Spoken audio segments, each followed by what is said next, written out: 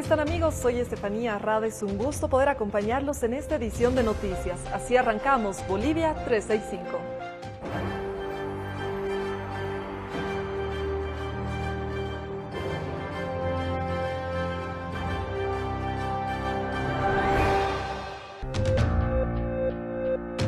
Somos Bolivia 365, un portal de noticias para dispositivos móviles. Puedes vernos a través de tu tablet, computadora o celular. Descarga nuestra aplicación, estamos en App Store para iPhone y en Play Store para Android.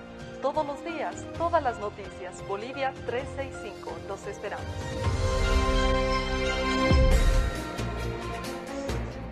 Cívicos denuncian al fiscal general del Estado, Juan Lanchipa, por armar un caso en contra de jóvenes por atentado a la salud.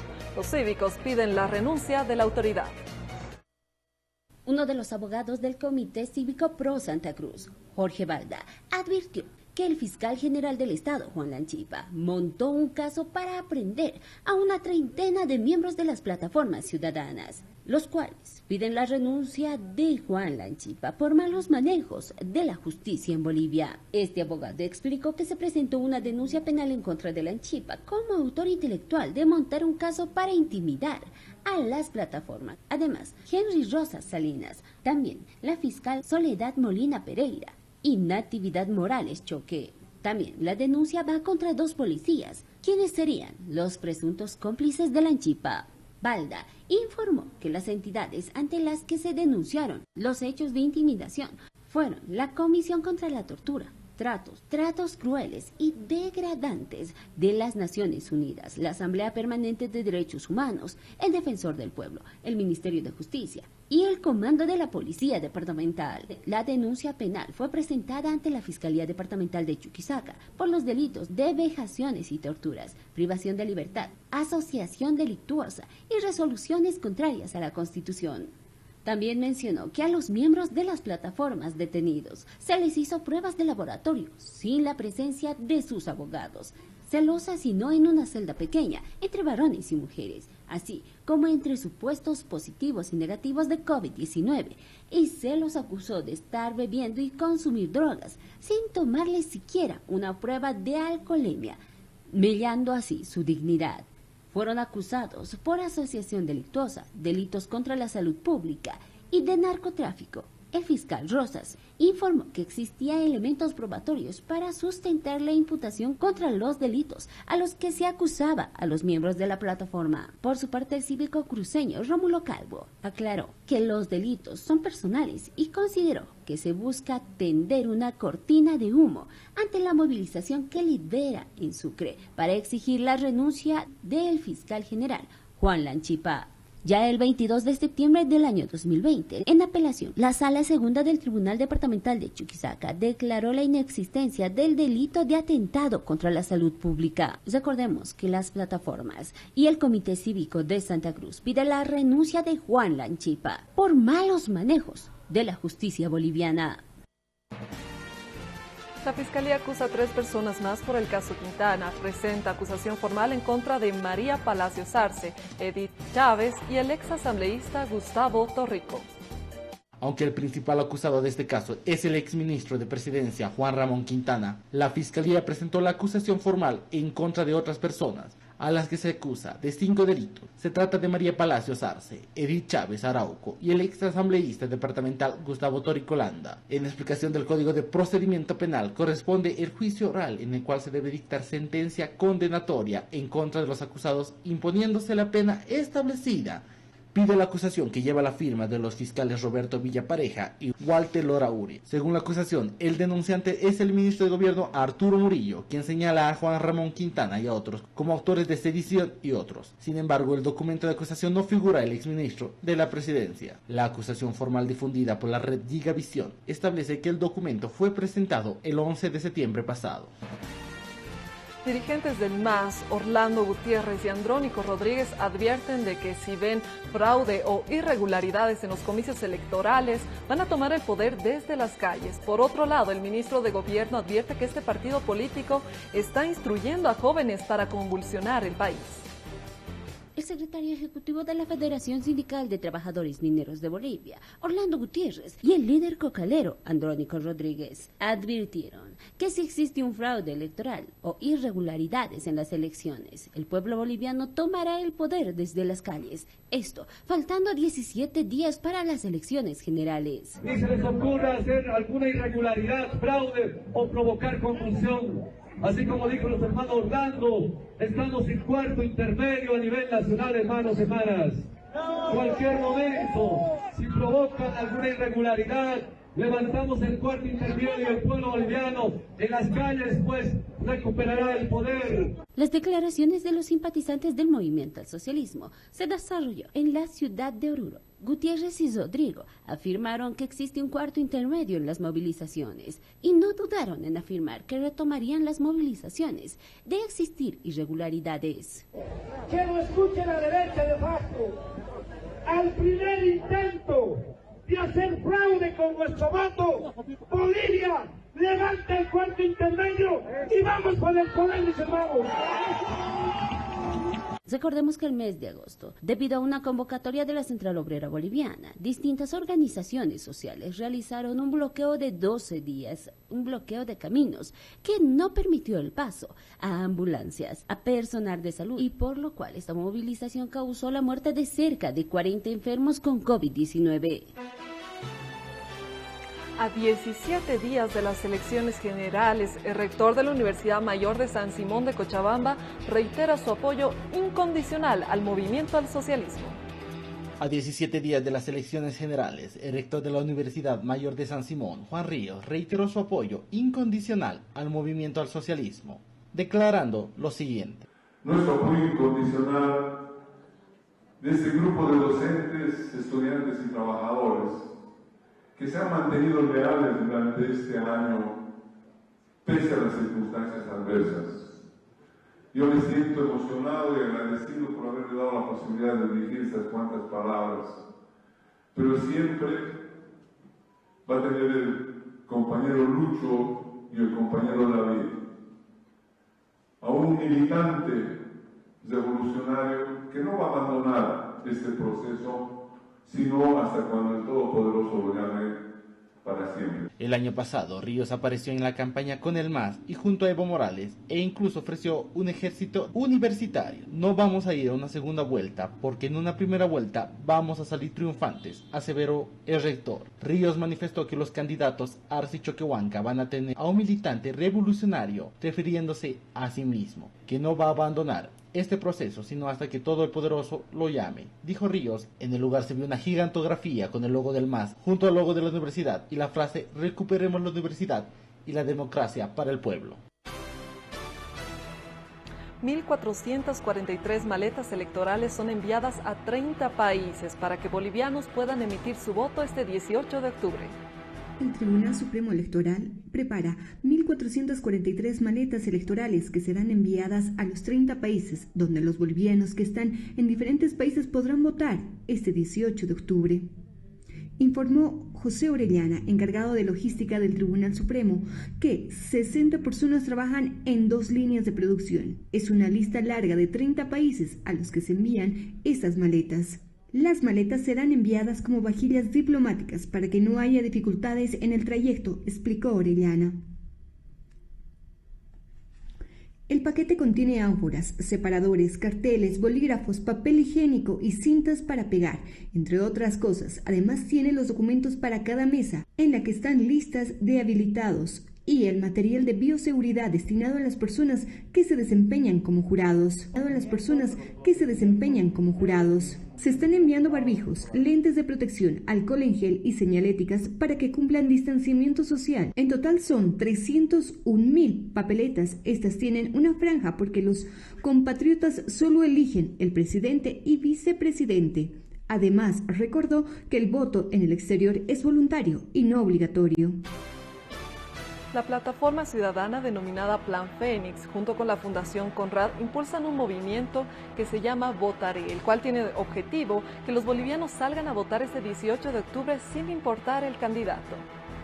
La plataforma ciudadana denominada Plan Fénix y la Fundación Conrad impulsa al movimiento denominado Votaré. El 18 de octubre, ¿qué vas a hacer? Votaré. Carlos, el 18 de octubre, ¿qué vas a hacer? Votaré con B chica. Todos estamos en la misma. Yo igual, el 18 de octubre, votaré. El movimiento Votaré es una iniciativa apolítica y sin fines a lucro que tiene como único objetivo que todos los bolivianos salgan a emitir su voto, sin importar el candidato. ¿Qué es el movimiento Votaré? Es un movimiento ciudadano, 100% que nace de la ciudadanía y es un movimiento apolítico y sin fines de lucro e inclusivo. Es un estudio realizado por ambas instituciones que revela que el 72.5% de la población dice que no irá a las urnas este 18 de octubre por temor a contagiarse del COVID. Y el objetivo principal de la campaña es que el 18 vayan a votar. Tanto la plataforma como la fundación consideran que estas elecciones son más importantes en los últimos años y los resultados podrían verse afectados por este ausentismo causado por el miedo de contraer el COVID-19 en las elecciones presidenciales. La canciller Karin Longarik asistió a la sesión de Comisión de Asuntos Exteriores del Parlamento Europeo y pide una delegación especial para que pueda observar los comicios electorales. La ministra de Relaciones Exteriores, Karin Longarik, participó de una sesión de la Comisión de Asuntos Exteriores del Parlamento Europeo, donde pidió una delegación especial para las elecciones generales. Me valgo de esta oportunidad para pedir a la Unión Europea que continúe cooperando con Bolivia, porque aún tenemos serios problemas que superar para seguir nuestro camino hacia el desarrollo en procura de mejores días para el pueblo boliviano. Longarik expuso la situación que vive Bolivia, la lucha contra el COVID-19, los incendios en el oriente del país. A su vez, dio a conocer los pormenores de la situación de la crisis postelectoral del 2019. Estoy segura que pese a todas las dificultades, Bolivia puede ser un ejemplo. Superamos un fraude electoral, superamos un gobierno totalitario y está en nuestras manos la consolidación de la democracia. Ante las declaraciones de distintas autoridades de distintos países, Longarik afirmó que estas autoridades no conocen lo que vivió el país durante 14 años en el régimen de Evo Morales. No conocen lo que ha ocurrido verdaderamente allá. Y si es que hay una crítica agria hacia el gobierno de la señora Yanine Áñez por el hecho de haber decidido postularse a estas elecciones, quiero decirles, estimados parlamentarios, con el mayor respeto que ustedes se merecen, que no hay ninguna limitación legal que le prohíba a la señora Áñez a postularse en estas elecciones. La ministra de Relaciones Exteriores ya mantuvo anteriormente reuniones con autoridades de Bélgica, del Servicio Europeo de Acción Exterior de la Unión Europea y del Parlamento Europeo, y se tiene previsto una reunión con el ministro de Relaciones Exteriores de Luxemburgo y con representantes del Banco Europeo de Inversiones y de la Cámara de Comercio de Luxemburgo. Según el reportaje publicado por El Deber acerca del comercio de oro en Bolivia, mostraría una evasión de impuestos y transacciones sospechosas de billones de dólares.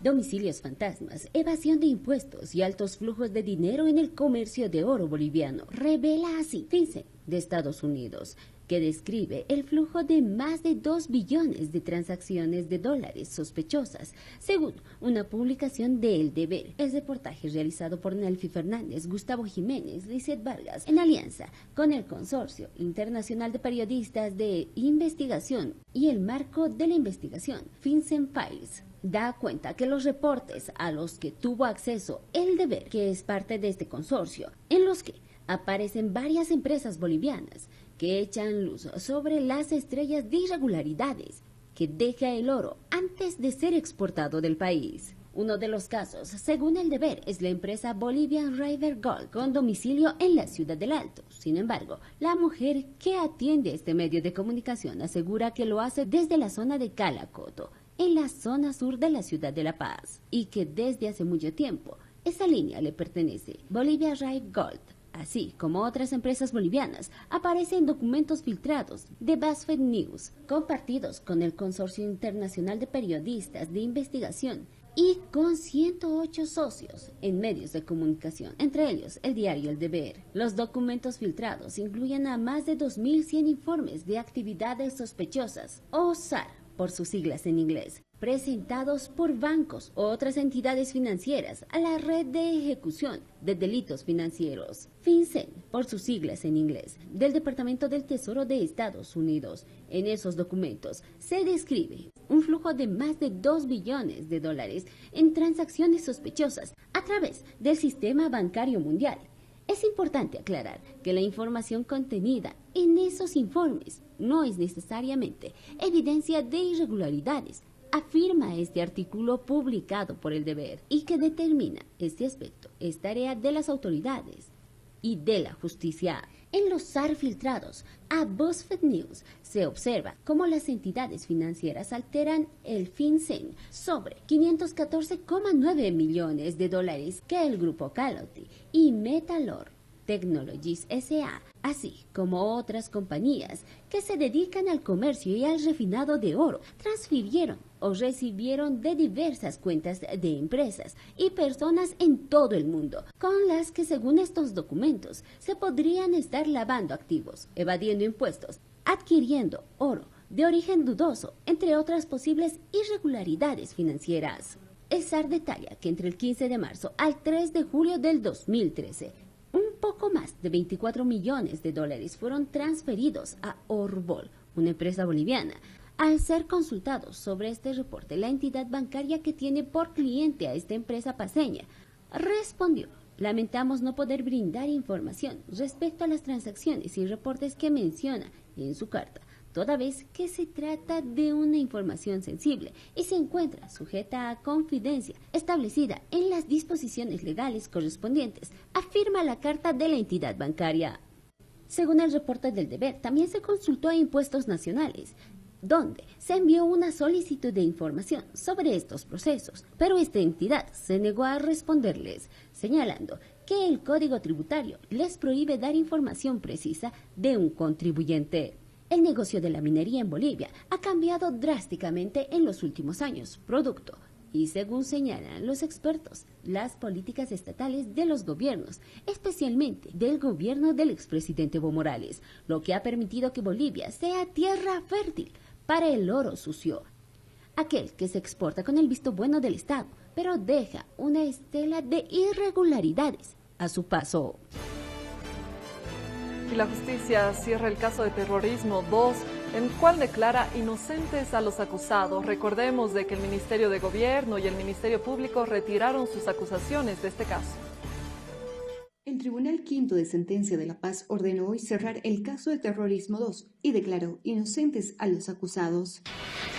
La verdad y el tiempo han demostrado que ni existió grupo terrorista y mucho menos financiamiento a él. La audiencia se realizó en el Palacio de Justicia de Santa Cruz, con la presencia de Matt Kovic, Ruth Lozada, Jenny Dayboy, Gladys Arguirais, Juan Carlos Velarde, Mario Herrera, Luis Núñez, Fernando Paz, Adolfo Garandilla, Juan Kudelka y Hernando Evia. Estuvieron presentes en la audiencia, donde absolvieron los delitos que los acusaba.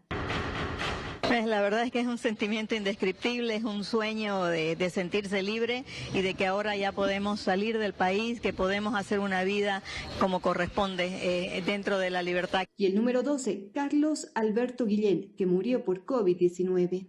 Los casos de terrorismo 1 y 2 surgieron durante el gobierno del MAS, cuando en el 2009 se denunció la presencia en Bolivia un grupo presuntamente irregular de la cabeza de Eduardo Roza Flores, con el apoyo del sector cívico-empresarial cruceño.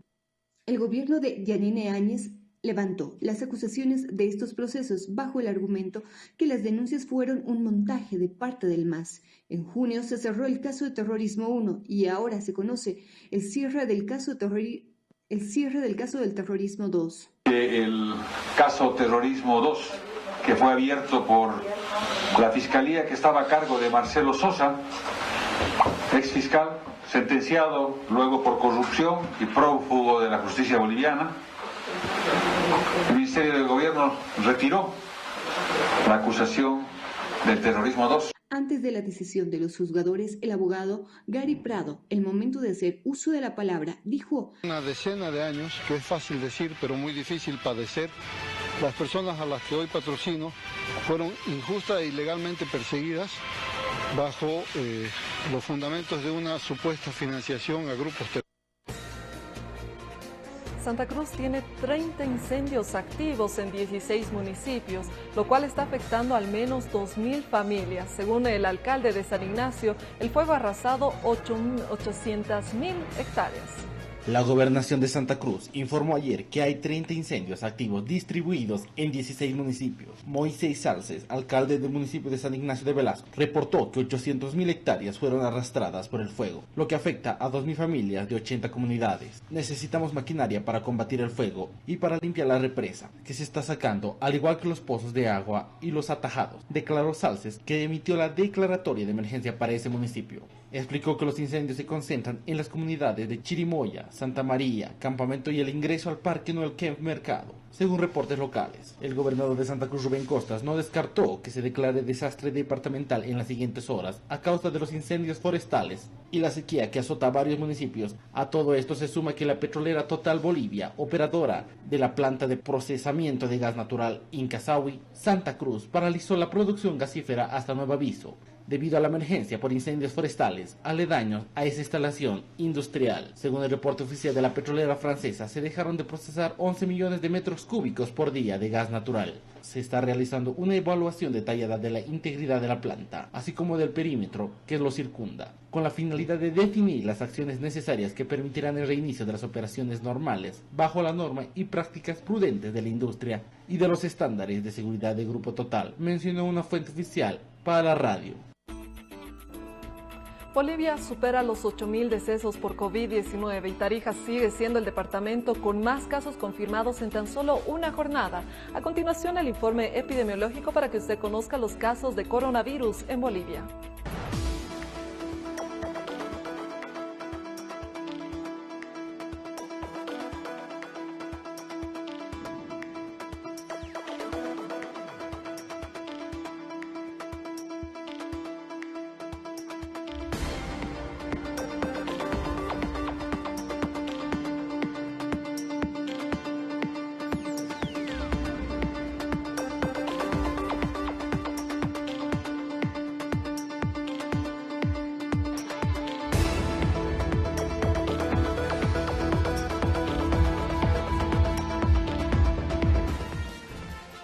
Esta es una noticia que nos llena de alegría y esperanza. 15 abuelitos del asilo Don Ramón vencieron el COVID-19. Ellos festejaron con música, globos y piñata. 15 abuelitos del asilo San Ramón festejaron haber vencido el COVID con globos, música y piñatas. Durante la pandemia, alrededor de 15 personas de la tercera edad lograron contraer el COVID-19 del asilo San Ramón, donde el día de ayer festejaron haber vencido este virus con música, carteles de agradecimiento a la vida, globos y mucha emoción. Una de las canciones que resonó fuerte en esta ocasión fue Resistiré.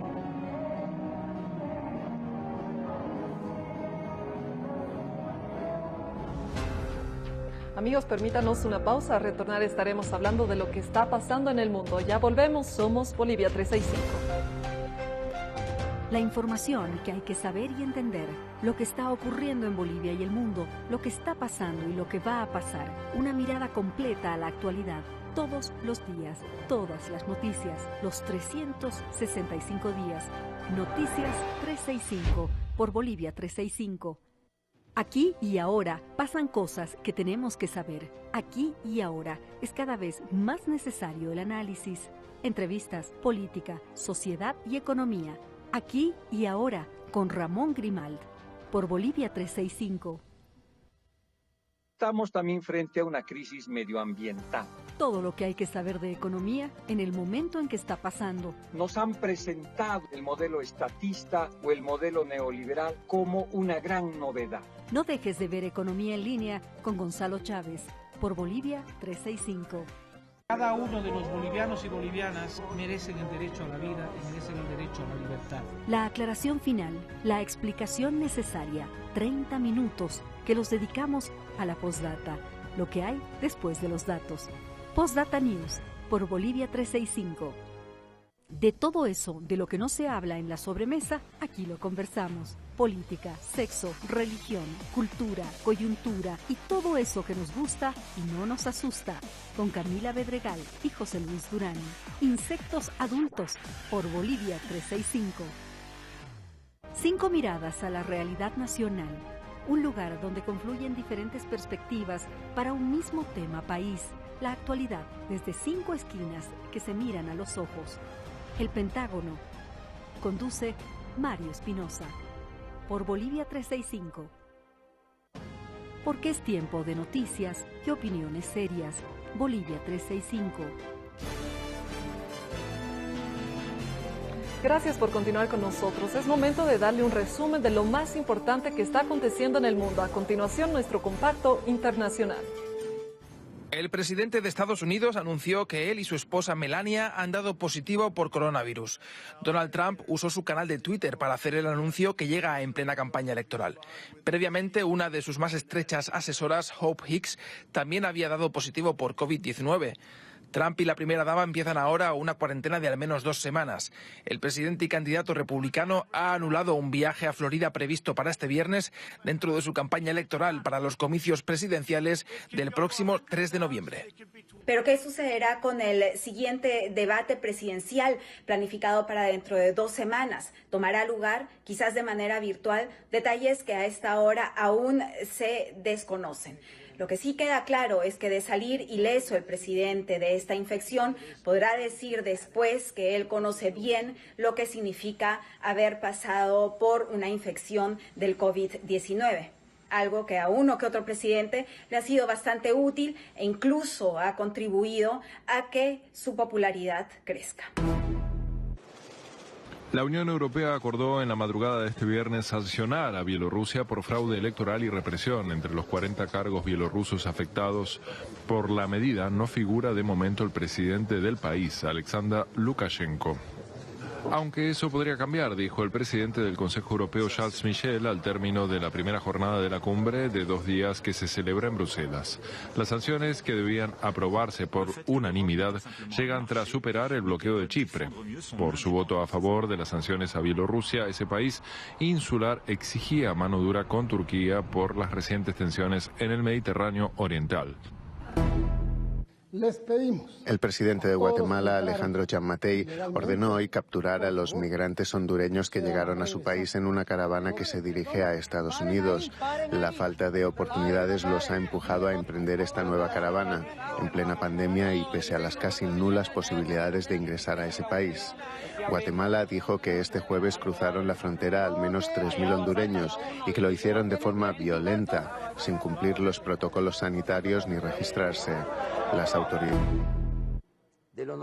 En México, la Suprema Corte de Justicia declaró este jueves constitucional la consulta popular impulsada por el presidente López Obrador para decidir si se enjuicia por corrupción a 5 expresidentes del país. 6 magistrados consideraron que debe consultarse a los ciudadanos y 5 se opusieron. López Obrador señaló directamente a sus predecesores, Carlos Salinas, Ernesto Zedillo, Vicente Fox, Felipe Calderón y Enrique Peña Nieto, quienes gobernaron sucesivamente entre 1988 y 2018. Donald Trump dio positivo a COVID-19 junto con su esposa. Recordemos que antes fue Jair Bolsonaro quien también negaba la existencia del COVID-19. Ahora también niega el tema de los incendios que van avanzando en la Amazonía y en el Pantanal. Recordemos de que el Pantanal se comparte con Paraguay, Bolivia y Brasil. Los incendios en la Amazonía y el Pantanal, el mayor humedal del planeta, avanzaron con fuerza en los primeros 9 meses de 2020, mientras el presidente de Brasil, Jair Bolsonaro, insiste en acusar a las ONG y a los propios indígenas por los crímenes medioambientales. Los focos del incendio en el Pantanal, el humedal que comparten Brasil, Paraguay y Bolivia, se multiplicaron por 3 entre enero y septiembre de 2020, lo que supone un salto del 201% al pasar de los 6.055 a los 18.260, según los datos consolidados del estatal Instituto Nacional de Investigaciones Espaciales. Los incendios en el Pantanal, ecosistema declarado Patrimonio de la Humanidad por la ONU y que cuenta con una superficie total equivalente a la suma de Bélgica, Suiza, Portugal y Países Bajos, fueron los mayores para el periodo desde 1998, cuando comenzaron a ser analizados los datos. En la Amazonía, los focos crecieron un 13,9% en los primeros 9 meses de 2020, con un total de 76.030 focos, una alza que los ecologistas atribuyen en parte a la creciente deforestación en el que es considerado uno de los pulmones del planeta. Tan solo en septiembre los incendios en la Amazonía escalaron un 60% respecto al mismo mes del año anterior, mientras que los del Pantanal se dispararon un 180% y registraron también un récord histórico. Las llamas se han expandido en los 2 principales biomas de Brasil, pese a la decisión del gobierno brasileño de prohibir el uso de fuego para preparar las siembras desde el pasado 16 de julio y por un periodo de 60 días. Los premios Nobel Alternativos 2020 honran a aquellas personas que han luchado para defender la democracia, la libertad y la igualdad. La lucha por la democracia en Bielorrusia, la defensa de presos políticos en Irán, la protección de tierras ancestrales en Nicaragua y la lucha contra el racismo en Estados Unidos centran los premios Nobel Alternativos 2020. Lottie Cunningham Wren es abogada de los indígenas Miskito. Durante décadas ha defendido los derechos territoriales de los pueblos indígenas en Nicaragua ante los ataques armados de colonos. Sus métodos legales son pioneros y han sido adoptados por grupos indígenas de todo el mundo. Gracias amigos por habernos acompañado. Soy Estefanía Arrada y les deseo un lindo viernes y un excelente fin de semana. Que Dios los bendiga. Permiso.